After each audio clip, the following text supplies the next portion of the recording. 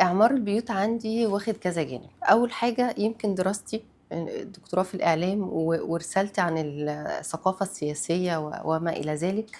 فاللي نعرفه جميعًا كلنا إن البيوت بالذات وإعمارها وأهميتها ده بيصُب عندنا كمان أوي في فكرة الحفاظ على الهوية الثقافية للمجتمع، إمم، والحفاظ على التماسك بتاع المجتمع نفسه، مش إمم، بس الأسرة. أي بلد بتحب تدخل على بلد تانية سواء استعمار سواء حرب باردة زي طبعًا ما كلنا شايفين الأيام دي ومش باردة كمان، بتعمل إيه؟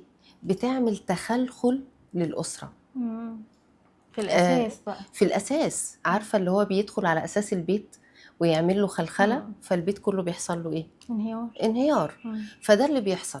أنا ما بقيتش دلوقتي بادخل أقول للمجتمع كله تعالَ أنا هاعمل كذا، لأ أنا باخلخل الخلية الرئيسية والأساسية إمم، في بناء المجتمع إمم، اللي هي الأسرة. باشكِّك في القيم، باشكِّك في المبادئ، باشكِّك في الهوية إمم، الثقافية، في الأساسات. بابعدهم عن بعض وباعمل مسافات فيبقوا بيحصل إيه بقى؟ كيان ضعيف. برافو عليكِ، مش بس إمم، كده، كمان الفرد اللي بيطلع في أسرة مفككة بيبقى يعني غالبًا بيبقى إلا من رحم ربي، بيبقى فرد عنده هش، مشاكل، هشة. سهل التأثير هل عليه هيبقى فعلًا. جندي يعني قوي؟ هل هيتحمل الغزو الثقافي إمم، اللي هنعرف نلعب في دماغه صح، من الآخر كده يعني.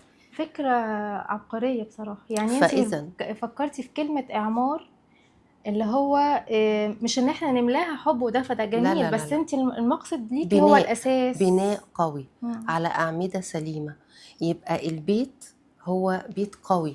إمم، يقدر يواجه بقى، يواجه غزو ثقافي، يواجه مشاكل، يواجه حروب، إمم، يواجه أي حاجة بقى إحنا كيان بنقابلها. متماسك إحنا وقوي. عايزين مجتمع قوي أساسه إيه؟ الأسرة القوية بإذن الله.